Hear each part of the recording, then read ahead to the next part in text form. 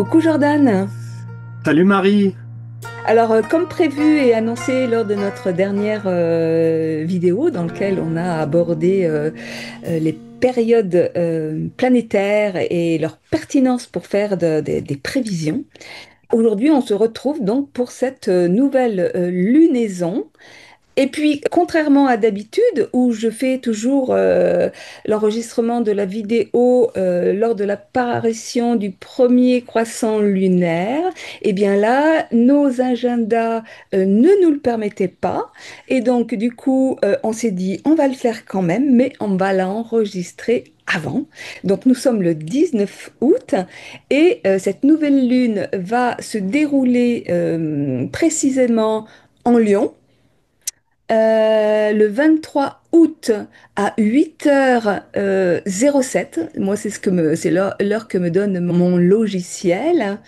Alors du coup, je vais partager l'écran pour montrer déjà en sidéral, je dirais occidental, ce que ça donne cette nouvelle lunaison. Puis après, ben, tu attaqueras avec l'astrologie indienne. Voilà, le thème astrologique de la nouvelle lune. On voit que ça se passe dans le signe du lion, où le soleil a sa maîtrise. Donc la lune se trouve en fait dans le signe dont le soleil est le maître, ce qui est loin d'être anodin. Elle se trouve aussi en carré avec Uranus. Mais c'est vrai qu'en astrologie sidérale occidentale ou indienne, on n'utilise pas normalement toutes les planètes transpersonnelles, mais on peut quand même le relever. Alors, je vais pas partir tout de suite dans l'interprétation, hein.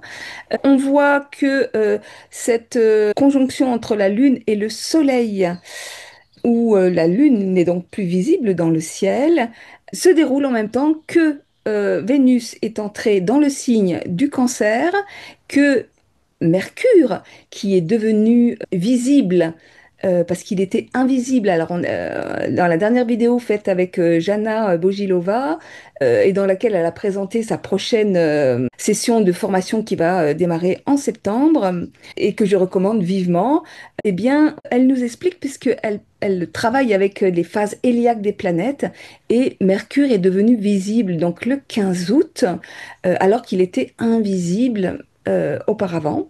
Et donc, c'est clair que ça donne une luminosité et une importance tout à fait particulière à Mercure.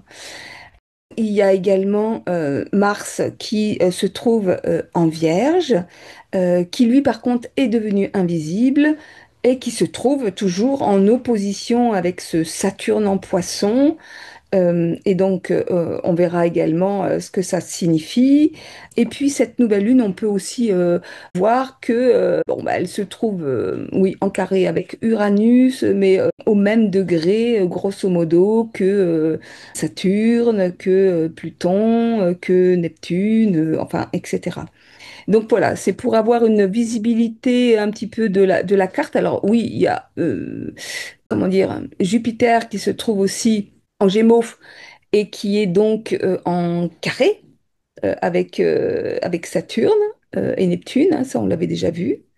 Et puis, ce que j'ai envie de dire juste pour démarrer, et avant de te donner la parole, Jordan, c'est que moi j'ai vraiment vu qu'il y avait une réelle continuation de ce qu'on avait déjà développé dans la dernière lunaison, hein, autour de l'affirmation de soi et la libération de l'enfant intérieur, hein, parce que le signe du lion est toujours très en lien avec cet enfant intérieur. Donc voilà, donc avant de continuer, j'arrête le partage et je te donne la parole, Jordan. Ok, d'accord. Bon, ben, du coup, je vais partager le thème en astrologie indienne. Donc, on se retrouve avec le thème carré hein, de l'astrologie indienne et avec du coup cette nouvelle lune, donc conjonction de la lune et du soleil dans la constellation du Lion, ici à 6 degrés 10 dans le nakshatra qui s'appelle Maga. Euh, alors, en astrologie sidérale aussi, il y a une étoile qui est exactement à 6 degrés Lion, qui s'appelle Régulus. Oui. qui est aussi cette étoile principale de ce nakshatra Maga, qui est l'étoile des souverains, en fait, hein, l'étoile des rois, et c'est l'étoile qui fait des rois, qui crée des rois. Donc Mm. derrière, il y a une certaine grande souveraineté. Le, le symbole de ce nakshatra Maga, c'est un trône royal. C'est vraiment hein, le siège royal. Donc derrière cette nouvelle lune, il y a vraiment cet aspect de souveraineté. Dans le lion, hein, le lion, ben, c'est le roi des animaux, hein, donc il y a vraiment cet aspect d'être souverain et de reprendre une souveraineté intérieure. Et de rayonnement, de rayonnement. Et de rayonnement aussi. Ouais. Oui, alors moi je le vois plus dans une intériorité ici quand même que une expression extérieure, parce que ce nakshatra est géré par Ketu, et Ketu est aussi dans cette maison 1, et donc Ketu il demande plus un travail intérieur qu'extérieur. Un deuxième point qui va me faire aller dans ce sens-là, c'est que quand il va y avoir cette pleine lune euh, va être éclipsée. C'est-à-dire que là, on débute un cycle lunaire. Et logiquement, quand on débute un cycle lunaire, toute la phase ascendante est une phase où on peut générer des choses parce il va y avoir une énergie croissante de la Lune pour que tous les projets émis puissent grandir. Et puis, vraiment être en expansion complète au moment de la pleine Lune. Sauf que vraiment la particularité de ce cycle lunaire, c'est qu'au moment de la pleine lune, eh ben, la lune, elle est éclipsée. C'est-à-dire que c'est comme si on nous invitait, hein, l'astrologie, c'est toujours une invitation à surfer sur l'énergie des astres, hein, les énergies des astres. C'est comme si on nous invitait ici à initier des choses pendant cette phase pour qu'elles puissent mourir, pour qu'elles puissent partir, en fait. Mm. Parce on n'en a plus besoin et parce qu'elle nous entrave à notre évolution spirituelle et à s'élever vraiment à Mm. une connexion à notre âme. Ouais. Ce qui me permet de rebondir sur ce que tu as dit sur le rayonnement, c'est-à-dire que ça invite plus à un rayonnement intérieur, mais moi, pour avoir vraiment travaillé cette question, je me suis rendu compte que le rayonnement n'est pas à confondre avec le fait de briller. Être brillant, parfois, ça peut aveugler un peu l'extérieur, et que le rayonnement commence toujours à l'intérieur, et que c'est parce qu'il y a ce rayonnement à l'intérieur qu'il y a quelque chose qui se dégage de façon beaucoup plus subtile et attractive en fait à l'extérieur, et qui fait que plutôt que d'éblouir les gens, on va comment dire les éclairer de façon beaucoup plus serein, paisible, voilà. Oui, moi je pense que ce rayonnement extérieur, ça peut se faire par une exemplarité, entre guillemets. C'est-à-dire que je fais le boulot, j'arrive à traverser l'ego pour lâcher des choses qui sont dures pour moi. Et en fait, le fait de rendre visible au regard des autres, à travers ces actes, permet aussi de rayonner, en fait, euh, le fait d'avoir le courage, hein, on va repartir sur ce Mars en vierge, hein, qui va permettre aussi de faire ça, hein, mais qui va donner ce courage d'aller, oui, le courage d'éliminer des choses peut-être anciennes. Ici, Maga, c'est relié, les divinités, c'est les Pitris, c'est les ancêtres. Donc, c'est-à-dire qu'il y a des énergies, entre guillemets, qui peuvent venir, alors déjà de nos ancêtres ici, en transgénérationnel, dans cette incarnation, mais ça peut venir aussi d'un karma encore plus ancien, de vie antérieure. Et ici, on peut venir travailler pour épurer ça. Mm. C'est géré par Ketu. Ketu est dans cette maison 1. Ketu, il va venir amener cette capacité à dissoudre, en fait, à vraiment dissoudre ça pour rayonner aller vers un rayonnement. Et donc cette énergie lunaire qui va venir sur une pleine lune qui sera éclipsée, hein, ben, cette symbolique est d'autant plus rattachée par ce Ketu en maison 1 et puis le fait que on se dirige vers une éclipse, c'est-à-dire qu'on se dirige vers des choses qui doivent partir. Ouais. Et cette épuration, elle est vraiment en lien avec ce Mars en Vierge, parce que la Vierge, elle parle de pureté, elle parle de nettoyage, elle parle aussi de minutie. Donc c'est un Mars qui a besoin d'agir de façon extrêmement concrète et peut-être même très incisive pour venir couper, incarner, et qui se retrouve en opposition avec Saturne. Donc ça peut générer un conflit, une tension entre Mars qui finalement quelque part nous demande d'agir de façon extrêmement concrète, précise, minutieuse au service de notre être et ce Saturne qui lui a besoin d'ouvrir et qui peut être dans le poisson conjoint à Neptune dans des choses peut-être encore un peu illusoires, peut-être encore un peu mensongères, peut-être un peu voilà, et cette opposition, en fait, ben, nous invite à quelque part à trouver ce juste milieu et à incarner toujours, hein, par des actions précises, ben, les valeurs de l'être. Hein. Donc c'est toujours pareil pour chaque aspect tendu. C'est toujours, ça peut être des conflits, c'est comme pour les carrés, hein, ça peut être des conflits, mais c'est toujours une opportunité d'accorder et de faire coopérer les différentes énergies, en fait. Et ça me permet de rebondir aussi sur le Saturne que tu viens de parler là. Parce que ce Saturne, si on regarde en astrologie occidentale, il fait un quinconce. Alors un quinconce, c'est vraiment c'est un aspect mineur. Mais ici, il est vraiment parti. Là, on a un Saturne à 6,23 Poisson, et puis on a une nouvelle lune à 6,10. 6,10, donc en fait, il y a 13, c'est pas 13 degrés, il y a 13 minutes. Donc en fait, c'est vraiment par tilde, c'est vrai que c'est très proche. Et donc ce quinconce là, qui a un aspect de 150 degrés, hein, sachant que Saturne, il est appliquant en étant rétrograde, il se rapproche de cette nouvelle lune. Donc il a vraiment un aspect appliquant et il peut amener ici le Saturne.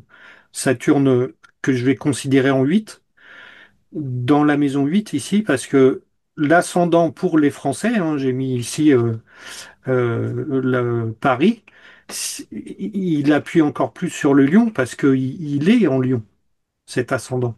Mm, Donc on peut, pour les Français, et puis, enfin, les Parisiens, mais la France, hein, parce que ça change pas beaucoup au niveau de la France, mm, on peut presque considérer aussi ces maisons, parce que quand cette nouvelle lune va se faire apparaître, eh ben, la constellation du Lion apparaîtra à l'horizon en même temps.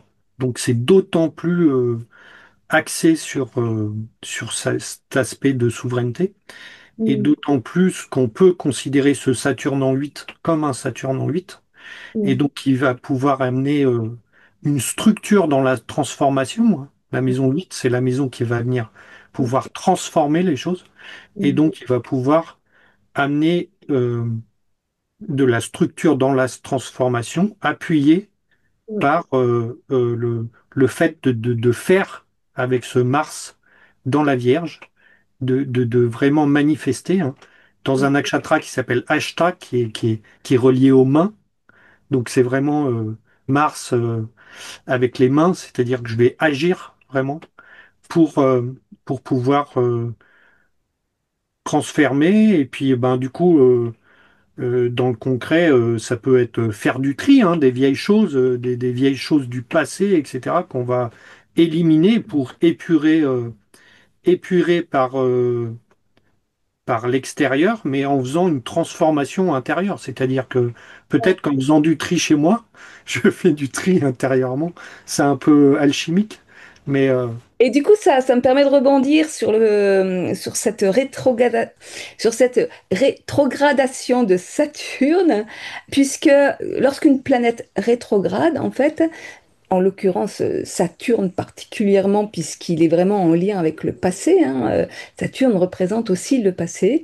Et donc, on revient, on revisite des choses du passé. Et c'est vrai que c'est intéressant de voir comment fonctionne une rétrogradation, parce qu'une planète, en fait, va passer 3 fois sur le même point.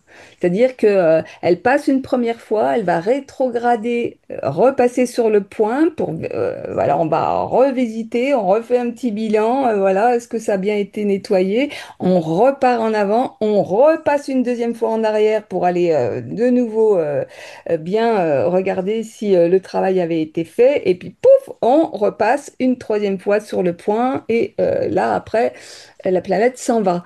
Donc, du coup, les rétrogradations, elles ont vraiment cette intention de repasser sur des choses déjà vues. Alors, parfois, on se dit, oh, mais merde, ça, je l'ai déjà travaillé. Ben non, c'était pas suffisant. On revient pour s'assurer que. Et en fait, tout ce qui n'a pas été nettoyé, eh ben, repart. Et en l'occurrence, avec Saturne, bah, ça repart pour 30 ans, parce que le cycle de Saturne, il est de 30 ans. Ouais, moi, des fois, je vois Saturne, donc c'est sûr, hein, en astrologie indienne, c'est pris comme le plus grand maléfique, etc. En fait, il vient là pour, c'est notre plus grand guide, hein, parce qu'il vient nous proposer en fait des choses à, à changer, hein. Donc c'est souvent dans la difficulté, hein, c'est l'ego, hein, qui peut souffrir à travers ça. Mais ce Saturne, ben, comme toutes les autres planètes, mais d'autant plus lui qui ramène du karma le plus lourd, hein, le plus profond, hein, étant la planète la plus lente. Et ben, avec ces systèmes de rétrogradation, c'est comme si il venait contrôler qu'on a bien appris la leçon. C'est-à-dire que des fois, que- oui, j'ai passé. Alors déjà, si on a mal fait l'exercice, ça va venir répéter, hein. C'est-à-dire que les choses qui se répètent dans notre vie, hein, par cycle, hein, c'est que souvent on a mal réagi euh, au premier coup, hein, et donc il faut peut-être appréhender l'épreuve d'une autre manière. Mais malgré qu'on l'ait déjà fait, il, il est fort probable que derrière, on puisse être, entre guillemets, comme c'est une interrogation écrite, hein, ça, on revient tester, et puis après, voilà. Et quand elle repart dans la direction, ben, si on a fait le boulot, hein, si on a évolué à travers ça, et ben, elle repart, et puis on passe à autre chose. On passe à Mais, autre chose, et puis on a comme un sentiment de légèreté, hein. ah bah oui, bien sûr. Finalement, quand tu dis que Saturne est en fait la planète qui vient nous rapporter le karma le plus profond, c'est justement parce qu'il est en lien avec le passé, que ce passé concerne autant les vies antérieures que le transgénérationnel, que le passé d'enfant, Mm. que Mm. voilà. Donc c'est vrai que du coup c'est un gros paquet, quoi, hein. Oui, oui, oui, c'est un gros paquet. Alors, ce cas, c'est que dans l'énergie lunaire, ici, on a vraiment. Donc, Maga, c'est vraiment. C'est le souverain, hein. Donc, le but, c'est de se détacher de certaines dépendances, hein, qu'on peut avoir. Et puis, Ketu, il peut nous aider. S'il y a l'énergie de Ketu, il peut nous aider à vraiment dissoudre, en fait, ça, hein. Donc, c'est aussi une invitation à, ben, à faire partir des addictions. Ici, par exemple, Ketu et l'ascendant, d'ailleurs, sont en Purva Falguni, qui sont gérés par Vénus.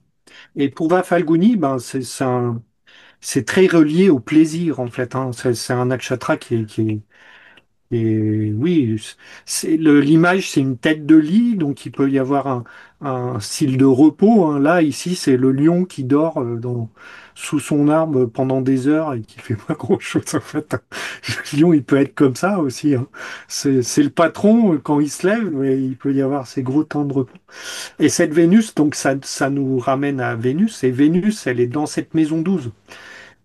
Je considère aussi toujours un peu ici les maisons, et donc ça nous emmène à un détachement de ce qui peut être addictif, des addictions.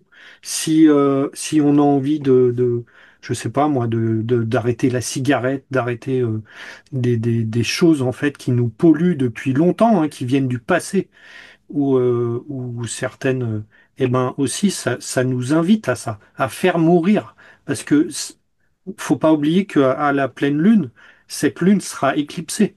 Donc, en fait, on va initier des choses qui sont à faire partir. Donc, je fais partir des choses qui m'entravent. Et cette Vénus en maison 12, et enfin, qui est reliée, et Kétou est relié avec cette Vénus en maison 12.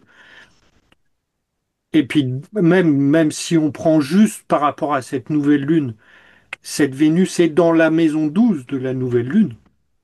Donc, Oui, donc alors quand même, je précise parce que tu parles des maisons, puisque là, la nouvelle lunaison, elle a été faite à l'heure de Paris et donc peut être valable pour la France, mais donc du coup, on est quand même dans des généralités parce que cette carte, elle doit se superposer sur notre carte de naissance. Et moi, Vénus, de ce fait, entre dans ma maison 1. oui, oui, bien sûr. Oui, oui, oui, ça, c'est vraiment une généralité, hein. Mais oui, après, faudrait regarder ça vraiment au thème individuel. Mais cette Vénus, oui, par exemple, toi, dans ta maison 1, faudrait regarder par rapport à ton thème, tu vois, exactement ce que ça peut venir dire par rapport à ce qu'elle maîtrise, etc. Mais pour moi, il y a cette invitation-là, même mondiale, hein, parce que, comme je le répète, hein, là, l'ascendant, pour Paris et pour la France, en plus, ça appuie le fait que c'est conjoint et que dans le même signe, dans la même constellation. Mais si on prend juste la maison 1 comme la nouvelle lune, cette Vénus est dans la maison 12 et c'est Ketu qui est relié à ça. Cette invitation à laisser partir ça. Une opportunité, si on a déjà, par exemple, déjà plusieurs fois essayé d'arrêter de fumer ou de lâcher des choses et puis qu'on n'y est pas arrivé, c'est possible qu'il n'y avait pas les énergies, entre guillemets, pour et que c'était plus compliqué. Ici, c'est une invitation au fait que ben, ça peut peut-être être plus simple là et qu'on peut avoir les énergies avec nous pour, euh, pour y arriver et que ce soit une bonne fois pour toutes, Et entre ouais, guillemets. et c'est intéressant ce que tu dis parce que effectivement, moi là, je sens bien que déjà, tu vois, parce que cette nouvelle lune, forcément, elle a un lien avec la lune précédente. Et je confessais lors de justement de cette émission que j'ai faite avec Jana là hier, hein, que le lever héliaque de Mercure, qui pour moi, en plus de ça, se passe à l'ascendant, Mercure étant aussi mon maître de l'année, mon maître profecté m'a fait littéralement basculer dans l'écriture. Mais ça a été magique parce que ça s'est passé le 15 août, vraiment au moment du lever héliaque de Mercure qui redevient visible, qui redevient étoile du matin, et ça en conjonction avec Sirius.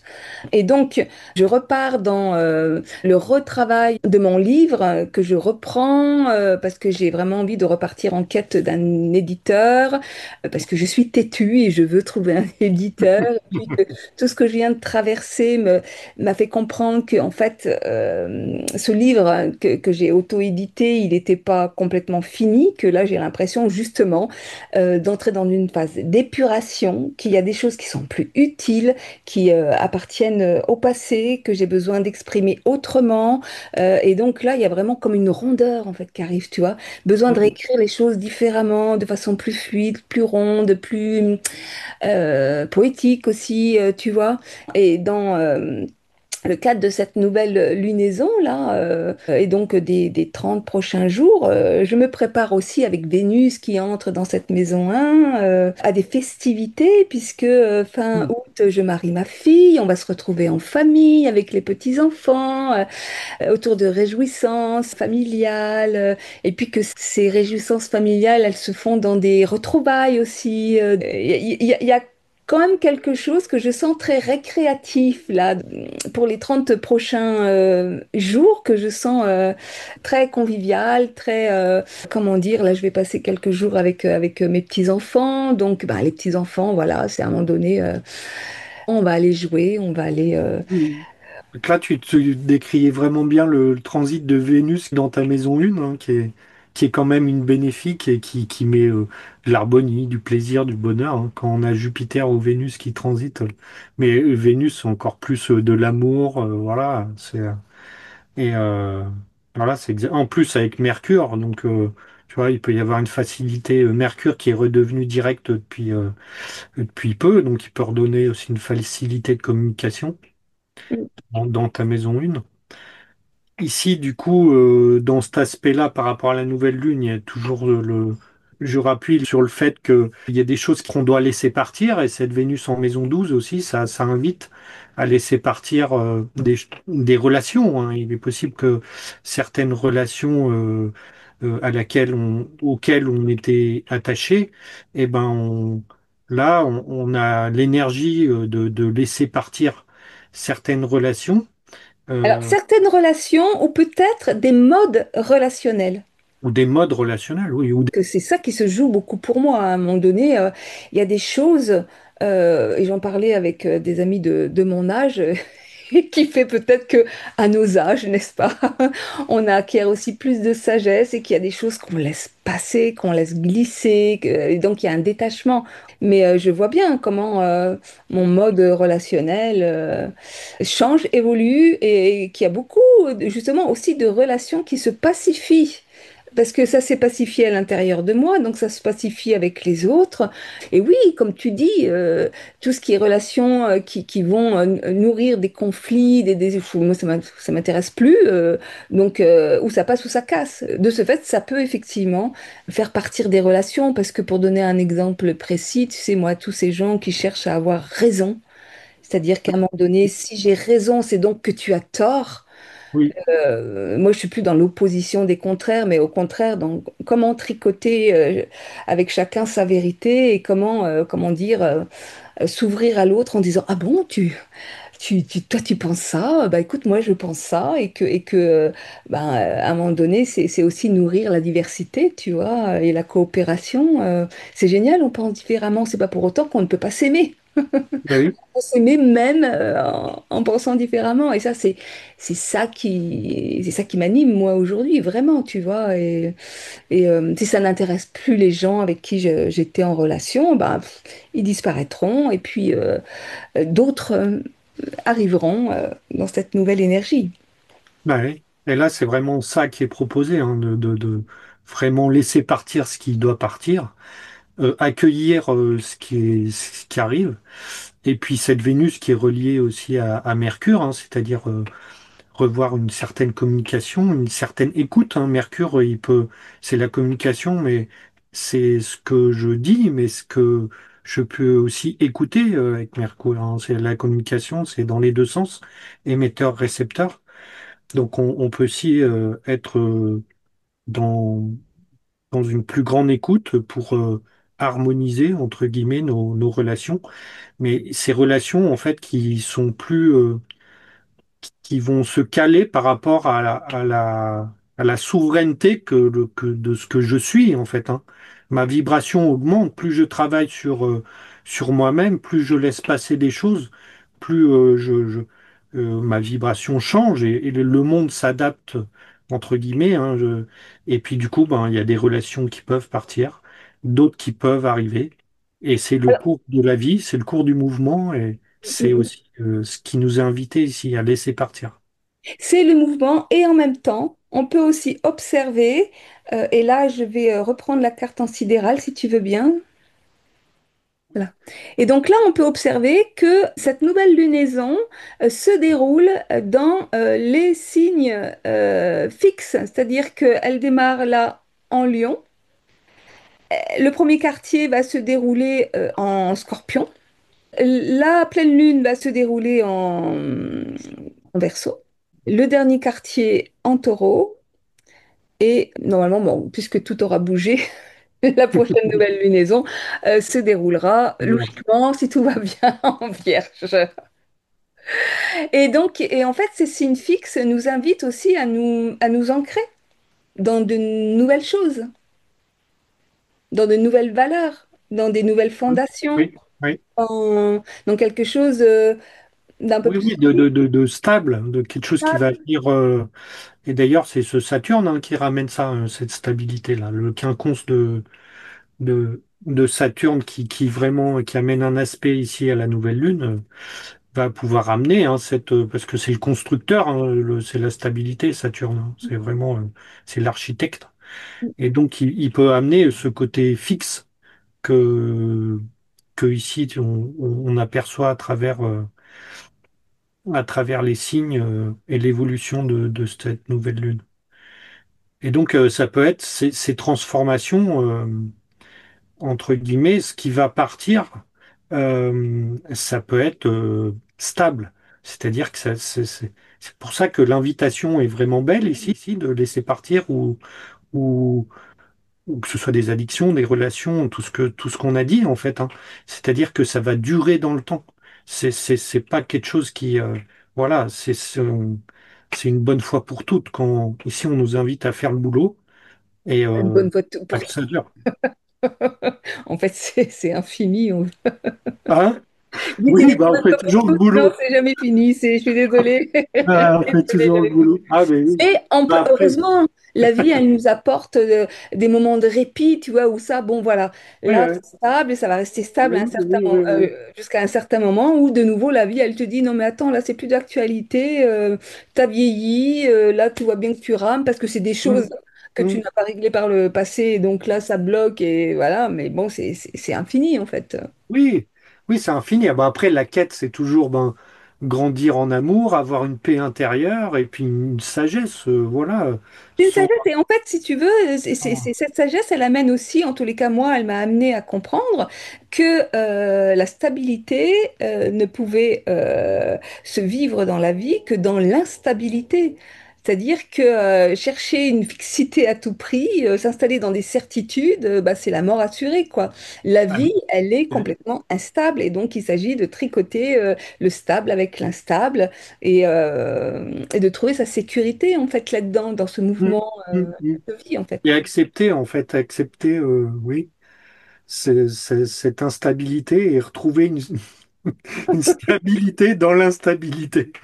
Mais c'est vraiment ça, hein. Euh, Et lutter contre cette instabilité, c'est vraiment l'ego, hein, qui n'aime pas que ça bouge, qui aime pas sortir de sa zone de confort, qui aime contrôler les choses, hein, L'ego blessé, parce qu'un ego qui est sain, qui est structuré, Ah bah oui, oui, oui, oui. Moi, je oui, dis ça parce que dans c'est nos mouvement, hein. sociétés, 95% des gens vivent qu'à travers l'ego, hein. Il y en a. Oui, un Voilà. ego blessé. Alors, il y a beaucoup d'auditeurs ici qui sont sur ces chaînes, qui sont très ouverts et qui ont un côté spirituel et qui sont, voilà, et qui ont un détachement par rapport à ça. Mais si on jette notre regard sur ce qui nous entoure, ben voilà, on est tout de suite confronté a beaucoup d'ego, hein. Le monde est gouverné par ça, hein. Là, par exemple, j'en ai pas parlé, mais Donald Trump, par exemple, il a son ascendant en MAGA, là, Régulus. Il est conjoint à Régulus, hein. C'est quelqu'un qui a un ego énorme, hein. Voilà, et puis il y a plein d'autres gens, hein. Emmanuel Macron, il a son Saturne maître d'ascendant collé là. Netanyahou, chef, voilà, en Israël, il a aussi son Mars, lui, hein, son esprit guerrier qui est collé à Régulus. Euh, mais, euh, mais du coup, tout ça pour redire quoi, pourquoi je suis Et en fait, parti. si tu veux, parce Je que sais je plus. trouve ça très intéressant, mais tu vois, j'en parlais justement hier avec un ami. On met surtout, beaucoup sur le compte du mental ou de l'ego. Les difficultés de ce monde, oui, c'est encore le mental qui s'en mêle, oui, c'est encore Hmm, l'ego. C'est pour ça oui, que j'appuie sur le fait de rajouter l'ego blessé, parce qu'en fait, le problème, c'est ni le mental ni l'ego, parce que un ego surdimensionné, un mental qui travaille trop, vient juste indiquer que la personne a un système nerveux autonome complètement dérégulé, qu'elle est complètement en insécurité intérieure et elle va chercher du pouvoir et de la reconnaissance, pensant que ça va lui apporter de la sécurité, alors qu'en fait, ça la fait juste pédaler dans un cercle hmm. vicieux interminable, infernal même. Et voilà, comment dire, le problème, ce n'est pas l'ego ou le mental. Le problème, c'est l'insécurité intérieure qui est générée par un système d'éducation, un système culturel La peur. qui nous coupe de notre corps. Et en nous coupant de notre corps, le mental ou l'ego deviennent surpuissants parce qu'ils ne sont plus intégrés à notre corporalité. Mm, mm. Donc, c'est le fait d'être coupé du corps, en fait, qui est le vrai problème. C'est le fait qu'on a un système nerveux complètement dérégulé, qui fait qu'on va avoir un ego et un mental surpuissant.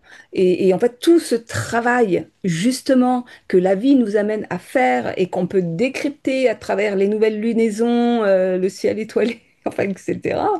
Un travail de libération qui nous invite justement à reconnecter la tête avec le corps pour avoir un mental qui reprend juste sa place et sa spécificité qui est de travailler au service du cœur et l'ego de travailler au service de l'être. Et donc, en fait, si tu veux, un ego qui a peur et qui veut contrôler, c'est un ego malade. C'est pour ça que c'est important de... Enfin, moi, j'aime bien poser les mots juste sur la réalité, tu vois, et qu'il s'agit d'arrêter de diaboliser l'ego et d'en parler toujours de façon négative. L'ego est important parce que sans ego, ben, on n'a plus de personnalité structurée et c'est la mort, ou voire la folie. Donc cet ego, il est nécessaire, le mental, il est nécessaire, mais ils doivent coopérer avec le cœur, avec l'être. Ils sont même au service d'eux et non pas l'inverse. Parce que nous, on a complètement inversé les choses et le cœur doit être au service du mental alors que c'est exactement l'inverse. Il s'agit d'apprendre à refonctionner à l'endroit. Et cette histoire de souveraineté dont on parle dans cette nouvelle lunaison, bah, c'est exactement de ça dont il s'agit parce qu'on ne peut être souverain que parce qu'on a redonné les rênes à notre cœur, parce que c'est qui est Exactement, c'est souverain? ça. Oui. C'est le cœur, tu vois, c'est le Oui. cœur. En fait, on redescend, pour moi, on redescend l'ego, on le remet à sa place. En fait, bien sûr qu'il a sa raison d'être, le mental aussi. voilà. Et Et s'il a trop pris de pouvoir, ce que t'exprimes toi comme un ego malade, si je comprends bien, eh ben oui, cet ego malade, il faut le juste le remettre en lien au cœur, au mental, voilà. Et il va se réparer tout seul, il va reprendre sa place, il va même et se servir. sentir allégé. Enfin, Oui, oui, je peux faire ce qui m'est attribué dans mes compétences, en fait. Tu vois, le mental devient incompétent quand il est surdimensionné, il souffre. Et en fait, si tu veux, parce qu'aujourd'hui, on parle beaucoup de l'ère du verso, ouais, super, enfin, etc. Mais le verso, c'est quoi? C'est le collectif, c'est le nous même. alors, je vais faire une vidéo là-dessus parce que pour moi, l'ère du Verseau, elle commence dans Non, 400 mais ans. bien entendu, ça a déjà été dit plusieurs fois sur cette chaîne. Nous ne sommes pas dans l'ère du Verseau, nous sommes dans l'ère du poisson, mais le poisson parle aussi de ce nous, de ce collectif, hein, voilà. Oui, Et en fait, si tu veux, le collectif ne peut exister de façon saine que si il y a un individu qui le compose. C'est-à-dire ah bah, que bien sûr. sans le jeu, un jeu souverain, le nous ne peut pas être sain, ne peut Mhm. pas être serein. Ce sera un nous soumis. Oui, oui, le Le collectif est une collectif doit somme d'individualité, en fait, hein. être une somme d'individualité et donc l'individualité ne peut se construire qu'avec un ego sain, Mhm. structuré. Et l'ego, bien entendu, il est fait pour être transcendé. Et il est transcendé dans le collectif, mais à partir d'individus structurés, sains, qui ont un ego sain, qui sécure. Mhm. C'est vrai que le travail du petit colibri, hein, tu sais, qui va aller jeter sa goutte d'eau pour éteindre un incendie, voilà. Mais n'empêche qu'il fait ce travail-là et que chacun fasse ce travail intérieur change petit à petit un collectif et du coup recrée une dynamique et change ben, carrément des structures beaucoup plus grandes, hein, voilà, à grande échelle, l'humanité, mais voilà, donc plus, chaque personne fait ce boulot de ce travail sur l'ego, le mental, de se relier au cœur, hein, de mettre tout ça en harmonie en fait, et au corps, comme tu le dis, eh ben, plus on va aller, on va tendre vers ça, hein. Mm. Alors, si on revient à notre nouvelle lune, est-ce que tu as encore des choses à ajouter? Après, oui, bah, c'est d'autres points, mais vraiment, parce que la Shakti de Maga, le pouvoir intérieur, c'est c'est aussi de se détacher de son corps. C'est-à-dire que des gens qui ont l'ascendant là-dedans, etc., ils ont le pouvoir enfin le pouvoir. Disons qu'ils ont une capacité, genre de faire des voyages astraux ou vraiment où il y a ce détachement du corps. Et du coup, ben, ici, ça peut donner des gens qui peuvent être trop éthérés, tu sais, et pas ramenés dans la matière. Et pour ramener cette énergie au corps, et ben, le travail au niveau du corps, hein, du yoga, se relier à la nature et tout, peut aussi être, si on ressent ça, une déconnexion, parce que pendant cette nouvelle lune, on peut ressentir comme si on était un peu à côté de nos pompes, un peu des fois. Eh ben, c'est se relier au corps, revenir au corps, vraiment, hein, et Euh, ressentir. Et pourquoi pas faire, bah oui, du yoga, le qigong, le tai chi, etc. Et puis, et, et puis aussi se relier à la nature, hein, à la terre, hein, s'ancrer à travers la terre et ramener ça.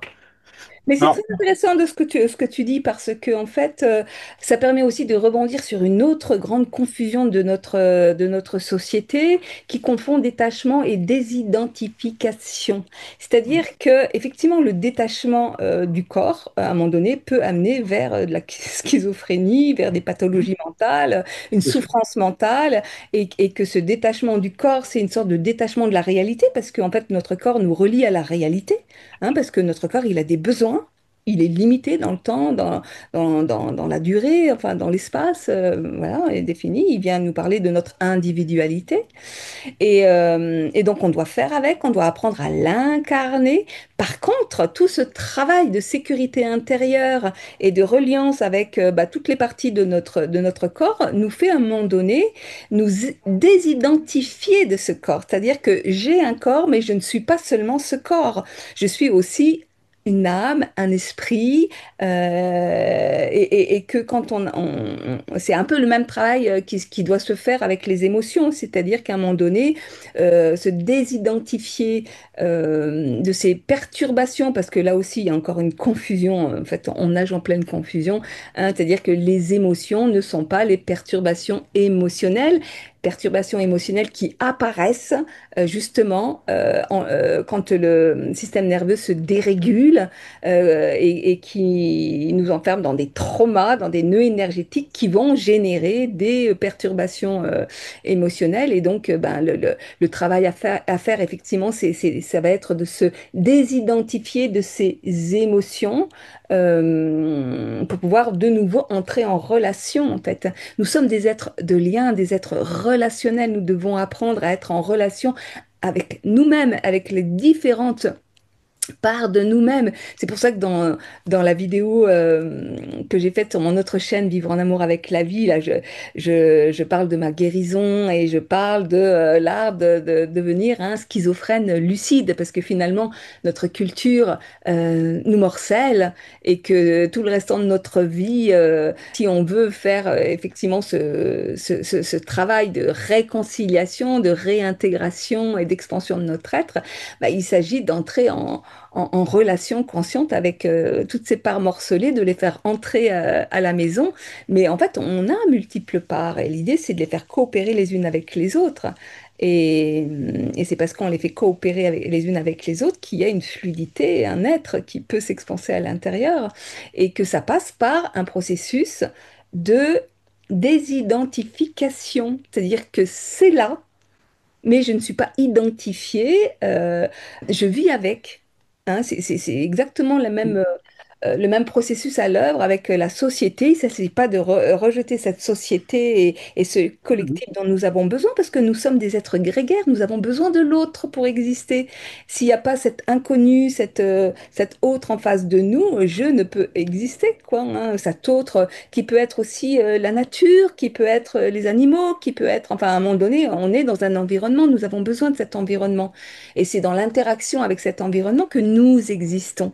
Et donc, voilà. Mais se désidentifier de l'autre, bah, c'est le travail que tout petit nourrisson doit faire avec sa mère pour devenir un être individué, Bien sûr, voilà. ça Donc, permet d'avoir une identité c'est la voilà, limite entre moi et l'autre, hein, de toute façon. voilà, Après, tu as raison, tout est relation, hein, tout est relation. voilà, tout est relation. Bon, c'est bien, je m'amuse beaucoup. Après, l'autre petit point en MAGA aussi, là, c'est que ça peut être des gens, vu qu'il y a un pouvoir vraiment, enfin un pouvoir, le fait d'avoir du charisme naturel, les gens qui sont en MAGA, ils ont un charisme naturel, c'est vraiment des gens qui ont une présence, etc. Et puis un pouvoir naturel, mais il peut y avoir une critique qui peut être vite de juger l'autre, parce que il y a des facilités pour faire, hein, pour de leadership, etc. Et il peut y avoir un sens critique.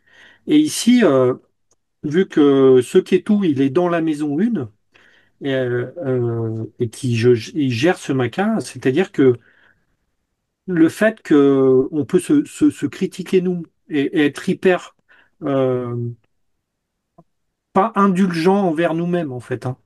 Et ça peut nous couper la capacité d'agir en disant mais je suis pas en capacité de le faire parce que je suis pas assez fort pour pouvoir le faire et du coup on fait pas. Et ici, cette nouvelle lune nous invite à faire, même si, euh, même si on, entre guillemets, on va pas faire bien tout de suite, quoi, en fait, le truc. C'est-à-dire qu'il faut être Plus indulgent, plus tendre, indulgent envers nous-mêmes, en fait. avoir plus d'humour I- aussi. oui, initier la chose, même si on n'a pas tous les outils ou on se sent pas avec ce Mars en Vierge qui peut dire ah ben non mais j'ai pas tout ce qu'il me faut pour faire vraiment comme je voudrais avec minutie avec perfectionnisme et du coup ben, être indulgent envers soi-même. Bah oui, Euh, parce qu'en même temps, il nous dit ça, mais il dit aussi que on a besoin de concrétiser les choses, de passer oui, de le à faire, l'action oui, concrète. oui, oui, donc faut faire mais en étant indulgent quand En même. étant indulgent. Et c'est drôle parce que du coup, je fais le lien à travers tout ce que tu dis entre le signe du lion et l'homme de théâtre. Parce qu'en fait, et ça rejoint tout ce que je viens de dire précédemment, tu vois, sur nos différentes facettes, personnalités, parts, etc. À un moment donné, on peut dire, je me mets en scène dans mes différents rôles. Mm, Et mm, les différents personnages, ils ont besoin de jouer entre eux. mm, Voilà. mm. Et même si on se plante, enfin, à un moment donné, se mettre en scène, c'est aussi accepter de se planter, Oui, oui, oui, oui, de exactement. gêner, de déranger. Bah oui, oui, oui, oui, tout à fait, c'est clair. Ouais, ouais, ouais. Et donc, faut oser, hein, faut y aller, et voilà. Et puis, si on sent qu'il y a quelque chose qui est à laisser partir, eh ben, il faut vraiment initier ça, hein. On reste Ouais, parce toujours. qu'en fait, ça rejoint aussi le fait que prendre conscience n'est pas suffisant. Tu vois, j'allais dire, il s'agit de se planter. À un moment donné, d'accepter de peut-être se planter. Parce que si on ne se plante pas, si on n'accepte pas de planter la graine, tu vois, c'est la métaphore Mm, derrière, la graine ne peut pas pousser, en fait. Et en fait, oh là là, j'ai mon idée qui est passée. Je sais plus où est-ce que je voulais en venir. Euh, l'idée ouais, bon, bah écoute, En tant pis. fait, vu que tu t'inities quelque chose, tu crées le mouvement, même si ça peut être une impasse, c'est jamais une impasse. J'ai mis la C'est-à-dire que oui, je rebondis sur mon chemin, mais ça fait partie de mon chemin.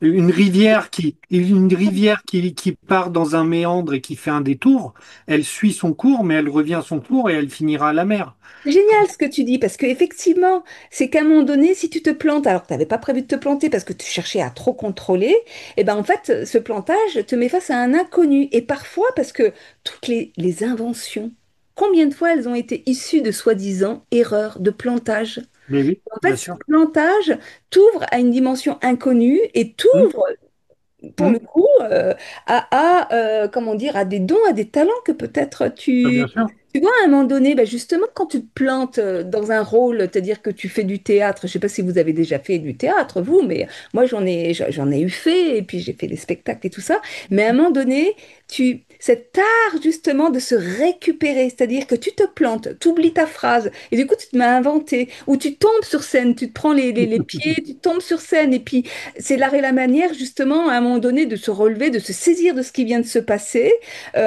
pour aller vers quelque chose de complètement imprévu. Et là, tu t'aperçois que toute la scène, que tous les spectateurs se mettent à rire, et d'un seul coup, tu t'aperçois que tu as des talents de one-man show, tu peux faire rigoler les gens, enfin, etc. Tout ça parce qu'à un Hum, moment donné, tu t'es sorti mais oui. complètement imprévu de ta zone de De cercle, contrôle. de En confort, de fait, de, contrôle, de, enfin, de etc. contrôle, ouais. Ouais, de, de- D'admettre de lâcher le contrôle, d'aller vers un inconnu, et ça émerge une créativité du lion, hein. Ça émerge ce que tu voilà. disais au tout début, en fait, hein. Le lâcher le contrôle, lâcher prise, le kétou qui lâche prise et qu'on lâche ça, ça permet d'émerger ce Ouais. qui est la nature de la vie, hein, ce qui doit évoluer naturellement comme une rivière qui coule et qui va vers la rivière. Eh ben, laisser émerger ça en nous et notre créativité pour aller. Et c'est exactement ce que je te disais avant de démarrer l'enregistrement, parce que je te disais que moi, ce qui me passionne, c'est l'échange. Parce que quand j'ouvre une carte astrologique, soit pour faire une nouvelle vidéo, une nouvelle lune, ou même une consultation, hein, j'ouvre et c'est du charabia, voilà. Mais dès lors que j'entre dans l'échange, soit avec la personne qui est venue me consulter, soit avec l'intervenant avec lequel je vais échanger, tout prend sens parce que c'est dans cet inconnu de l'échange où à un moment donné, voilà, où on accepte de se faire couper la parole. Tu dis quelque chose, ça me fait penser à Mm, autre chose, mm, mm, et vice-versa. Et en fait, on sort, voilà, parce que trop préparer une vidéo, c'est vrai que j'évite de trop préparer, que ce soit mes entretiens, que ce soit les vidéos, enfin, etc., parce que je veux laisser toute la place à cet espace de co-création. mm. Ça, c'est la magie de la vie, en fait, hein, la magie de la Ouais. rencontre, la magie de l'autre, comment l'autre est une ressource, tu vois. Et donc, c'est pour Mm, ça qu'à un moment donné, moi, me retrouver face à des personnes qui veulent absolument avoir raison, et donc, si j'ai raison, parce que bien sûr qu'ils ont raison, mais si j'ai raison, donc j'ai tort, ça, par contre, c'est un peu moins d'accord, tu vois. mm, mm, Et quand tu échanges tes points de vue, c'est là où il y a vraiment cette richesse. Moi, je dis tout le temps, nous sommes riches ensemble. Et on mm, peut pas être riche tout seul, ça veut dire que tu écrases les autres quelque part à un endroit. mm. Bien sûr. Oui, alors tu deviens brillant, tu éblouis, Mm, tu aveugles les autres, mais c'est vraiment pas intéressant. Ça, c'est tout le chemin de ma vie, tu vois. Et c'est ce que elle m'a encore vraiment appris lors de cette dernière épreuve de cancer, où elle m'a appris vraiment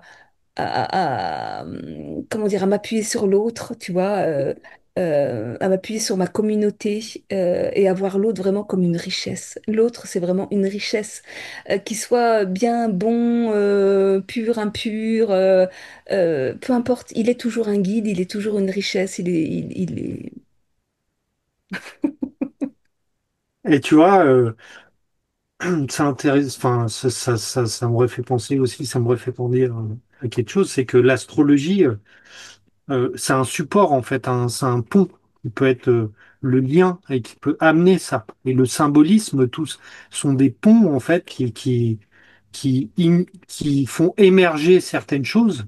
Et après, on le nourrit et de lien en lien, on arrive à trouver même des essences très profondes en fait que vient, c'est que des symboles en fait dans des cases à la base, hein.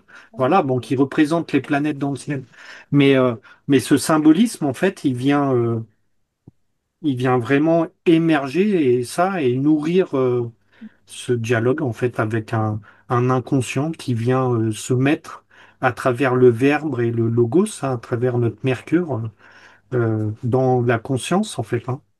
Ça me fait penser à cette fameuse phrase au commencement, le verbe. Oui, bah voilà, oui, oui, Là, c'est en ça. fait, on revient toujours à cette Ah histoire ouais, du oui. verbe et à ce dialogue, en fait. La vie n'est Hum, qu'un hum, dialogue.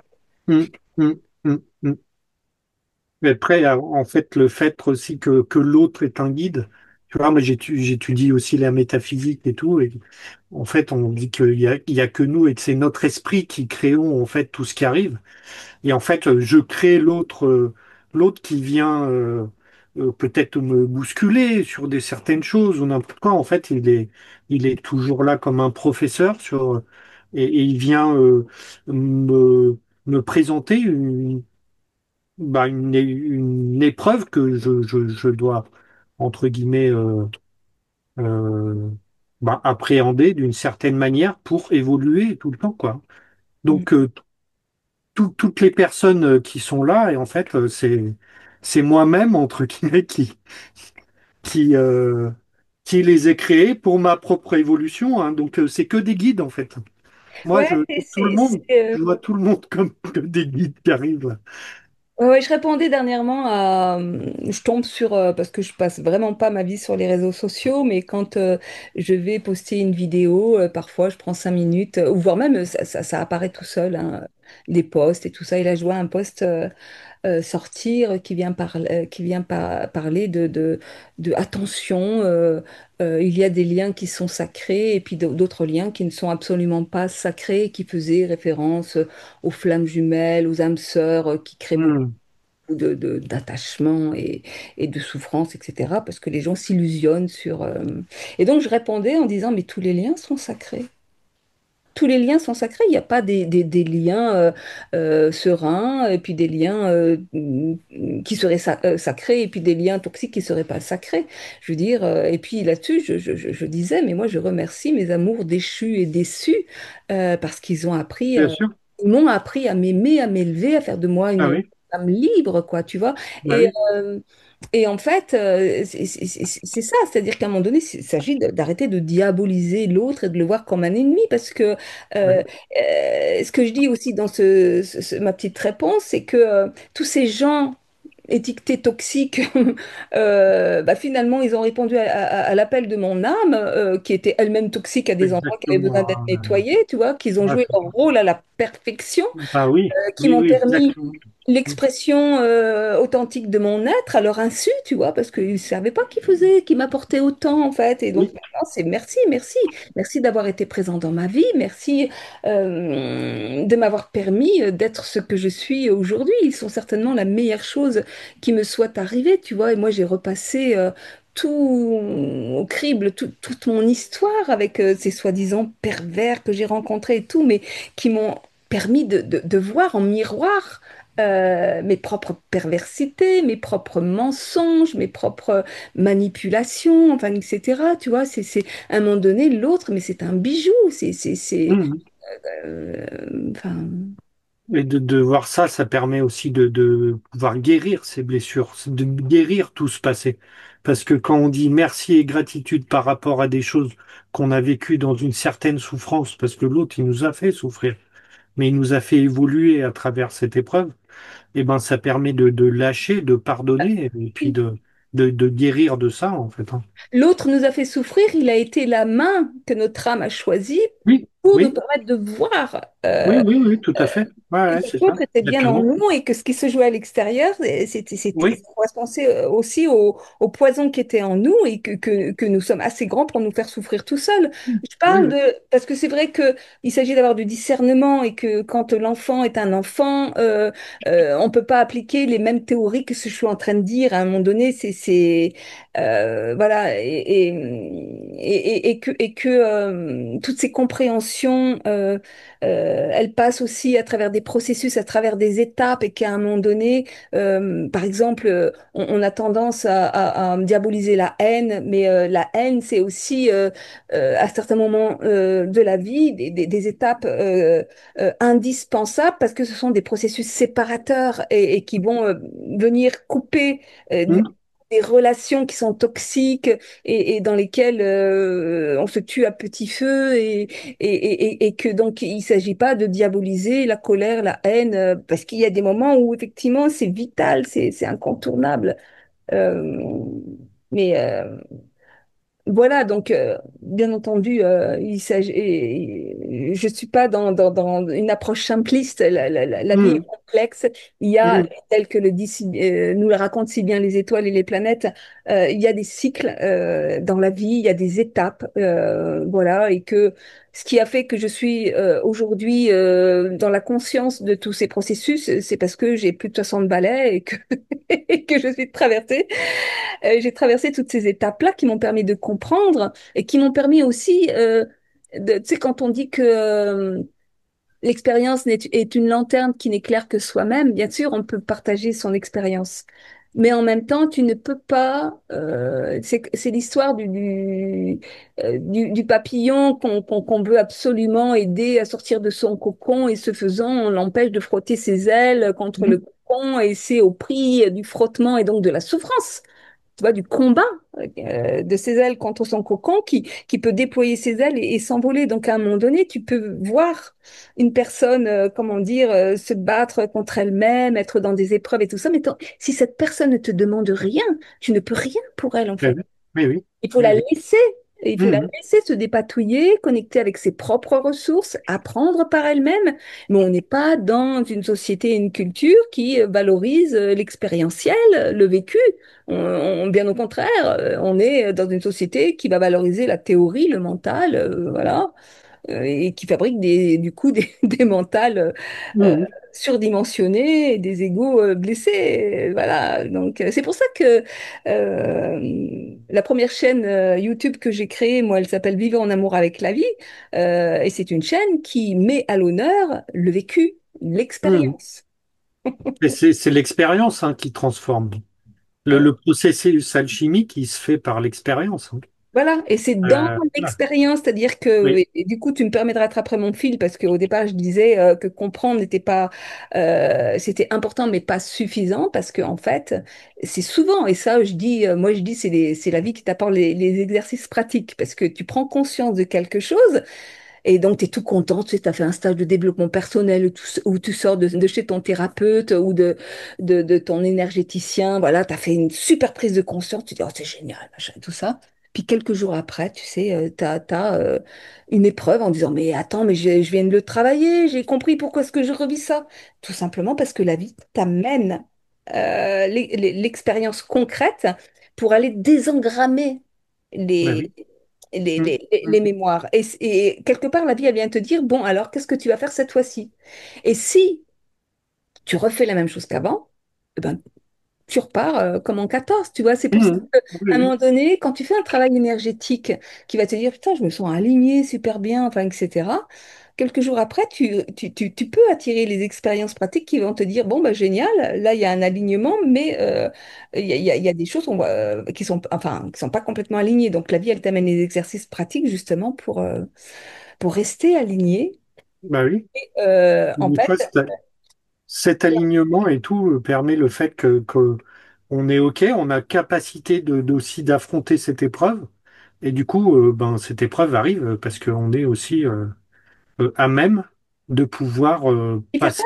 Parce que et si tu ne changes pas ton mode d'action, c'est-à-dire si tu es de nouveau dans la réaction, parce que c'est de ça dont il s'agit dans Mhm. notre vie, en fait, finalement, hein, c'est de sortir de la réaction, réaction que met en place notre système nerveux autonome lorsqu'il est complètement dérégulé. Il va nous obliger à finalement entrer en réaction, qui sont souvent complètement incohérentes, pas en lien avec la réalité, parce que quelque part, on Mhm. est coupé de la réalité, pour passer à l'action de façon cohérente, alignée.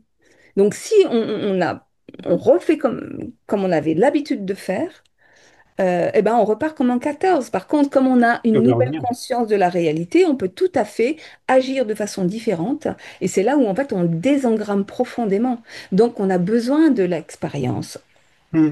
On a vraiment besoin de l'expérience pour nous libérer de ces mémoires émotionnelles, quoi. Mais après, il y a un autre aspect pour moi aussi. Du coup, l'expérience est hyper importante et primordiale hein, pour transformer. Mais la connaissance est aussi un axe en fait qui permet, entre guillemets, bah oui, par l'apprentissage et de comprendre comment tout ça fonctionne, de, d'être vraiment l'allié de cette expérience, parce que du coup, ça permet aussi de poser un autre regard Oui, sur c'est ça. l'expérience qu'on vit. Voilà, la Et, conscience, c'est-à-dire que tu as une nouvelle conscience, une nouvelle connaissance, et oui, puis, du coup, paf, dans l'expérience, tu vas pouvoir ouais. l'appliquer ou Et pas. Si tu ne l'appliques pas, ben, et du coup, avec ce changement de regard par la connaissance sur l'expérience, bah, je vais réagir autrement, la vivre autrement, et puis du coup, passer par-dessus ça. Hein.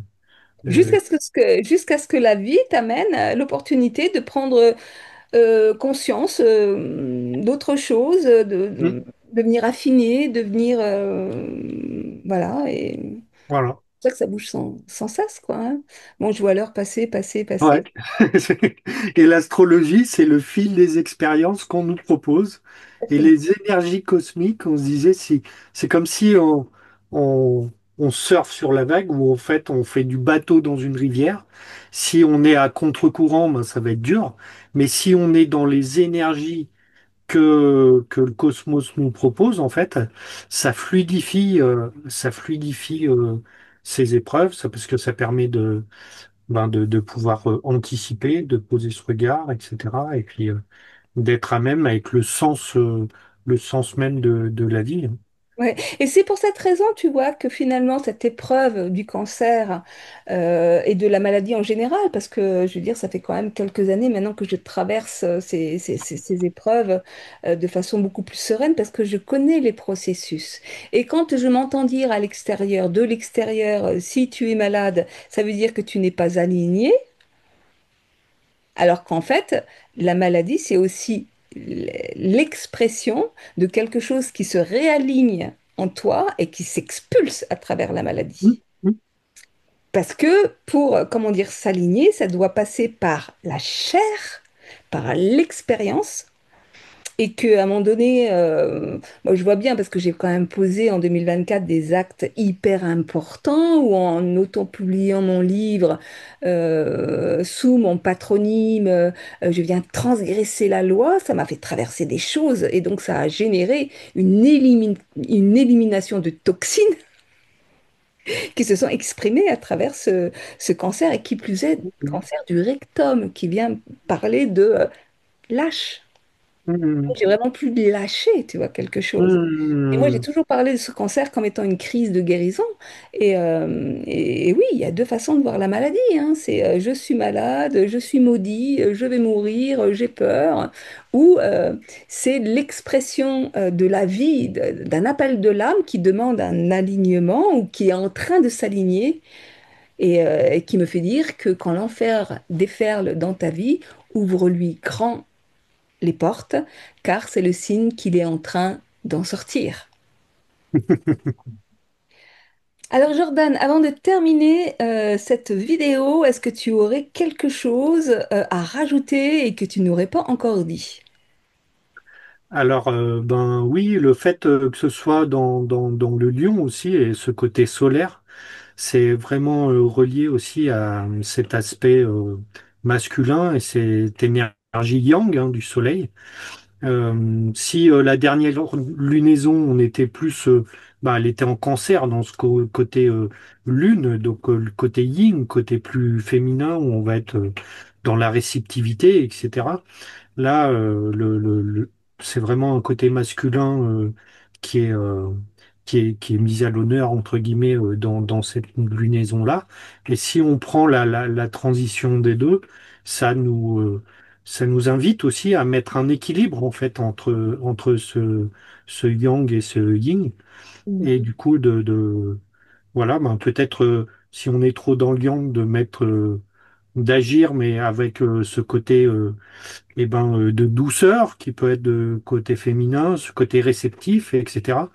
Et d'un autre côté, si on est trop dans la réceptivité et puis trop dans l'accueil et moins dans l'action de fait d'initier des choses, et ben là, vraiment aller dans ce côté vraiment j'agis, le côté de yang, le côté masculin. Oui, oui, bah, ça rejoint un petit peu ce que je disais tout à l'heure par rapport à action-réaction, hein. C'est-à-dire que réaligner nos actions en lien avec notre intériorité, en lien avec une vérité intérieure, en lien avec des valeurs. Et que très souvent, on peut se retrouver quand on a un ego blessé, justement, avec des réactions qui ne sont pas cohérentes avec qui on est et qui nous font regretter. Pourquoi est-ce que j'ai fait ça? Pourquoi... voilà, et qu'à un moment donné, ça nous invite vraiment à les regarder. Et ça, c'est super intéressant parce que cette histoire de yin-yang, elle vient aussi autant mettre en lumière des énergies à l'intérieur de nous, c'est-à-dire qu'on peut voir aussi comment notre yin peut être en conflit avec notre yang, au contraire en coopération, etc. Mais ça, forcément, ça va aussi influer sur nos relations avec les autres. Et donc, comment une femme va se retrouver, si elle est en conflit avec son propre yang, elle va être en conflit avec les hommes en face, hein. Et l'inverse est vrai aussi, hein. Un homme qui va être en conflit avec son yang ou avec son yin va être en conflit avec des hommes ou avec des femmes, en fait, hein. Et que l'idée... que je défends toujours, c'est que pour être souverain, il s'agit effectivement de sortir de son rôle de victime, et que pour sortir de son rôle de victime, ben, il est fondamental d'aller regarder où est-ce que nous sommes bourreaux. Parce que si on est dans un ego blessé, ça veut dire qu'on a subi de la violence. Et effectivement, on a été victime. Mais le fait d'avoir subi cette violence fait que cette violence, elle est à l'intérieur de nous. Elle nous a complètement dérégulé notre système nerveux, coupé de notre corps. Et donc, quelque part, cette violence se retourne contre nous. Et si elle se retourne contre nous et qu'elle existe en nous, bah forcément, elle s'exprime à l'extérieur. À notre insu, bien souvent. Donc, on va souvent se considérer comme une victime sans jamais aller regarder où est-ce que nous sommes un bourreau pour nous-mêmes et pour les autres. Et c'est ainsi que les femmes, très souvent, elles vont s'enfermer dans ce rôle de victime, et même souvent au bout d'un long chemin de travail personnel, d'introspection, de connaissance de soi, elles vont pas aller regarder la dimension bourreau, où elles sont aussi des bourreaux pour leurs enfants, parce que en fait, la femme peut effectivement castrer ces petits garçons comme ces petites filles, hein, ce qu'on appelle la castration psychique, bien entendu, hein, on va pas venir leur couper leur zizi Mhm. dans la chair, physiquement, mais par contre, on va les castrer psychiquement, sexuellement, psychiquement. Le sexuel, il n'est pas que physique, il est psychique, hein. Le sexuel, ce n'est pas que l'organe génital, tu vois. Et donc, tant que la femme n'a pas fait cette démarche d'aller regarder le bourreau en elle, elle va se complaire dans ce rôle de victime et toujours pointer l'homme comme étant son bourreau. Et en fait, il y a un vrai travail de réhabilitation de ce yang, de cette énergie. Et souvent, on associe la colère à cette énergie yang et on l'interdit d'exister. Or, cette colère, comme je le disais précédemment, elle peut être nécessaire. Parce que c'est une colère, quand ce n'est pas une perturbation émotionnelle qui va être destructrice, une colère saine, elle nous permet quand même de satisfaire un besoin de justice, de justesse, de respect de soi, d'affirmation de soi. Cette colère, elle peut être, quand elle est bien canalisée, elle peut être extrêmement créatrice, salvatrice. Et Ben ça- voilà, donc équilibrer, excuse-moi. Non, je dis ça permet vraiment de réhabiliter le sexe opposé dans sa nature de ce qu'il est, hein, sans vraiment, oui, le castrer ou dans l'autre sens, voilà. Et vraiment, les deux ont une raison d'être et c'est vraiment mettre une harmonie entre les deux, hein. C'est ça. Et comment dire, réconcilier l'homme et la femme, enfin, le féminin et le masculin intérieur, c'est aller, ça ne peut pas se faire sans aller regarder notre propre violence, puisque le masculin, aujourd'hui dans notre culture, il est associé à la violence physique. Mais le féminin, on peut aussi également l'associer à la violence psychique, plus subtile, plus sournoise, plus invisible, et dont les femmes, même si elles habitent tout à chacun, les femmes vont être d'autant plus porteuses de cela, parce qu'elles n'ont pas la même force physique que les hommes, et que pour se défendre, parce qu'à un moment donné, elles se défendent, eh bien, elles vont se défendre par ce type de violence Oui, avec leurs armes, en ah, fait, plus avec les frustrante, outils qu'elle a. plus castratrice. Et c'est en ça où, tu vois, comment dire, Saturne, qui est le maître du Capricorne, Saturne est considéré comme une planète masculine, alors que le Capricorne est considéré comme un archétype féminin. Et le Capricorne, pour moi, il est vraiment révélateur quand il est mal aspecté, mal vécu, de cette violence dévoratrice, frustrante, castratrice, dont est porteur aussi Saturne. Hein, parce que le rôle de Saturne, à un moment donné, contrairement à Mars qui va agir dans l'extériorité, le rôle de Saturne est de venir castrer, mettre une limite, ce qui est hyper important. Parce que nous sommes des êtres délimités dans le temps et dans l'espace, avec des besoins, voilà, qui ont besoin de s'incarner. Mais cette énergie, quand elle est trop, elle va devenir dévoratrice.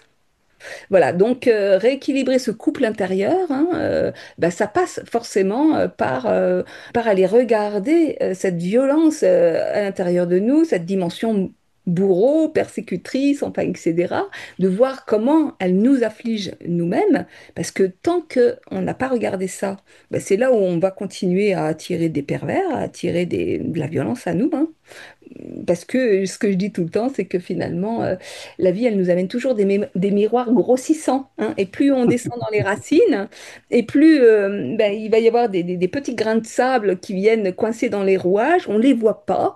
Et à un moment donné, ben, aller faire une consultation en astrologie ou dans d'autres méthodes de connaissance de soi va nous permettre de comprendre ce qui se passe dans notre vie. Pourquoi, après tant d'années, après avoir travaillé tous ces sujets-là, ça arrive encore à moi?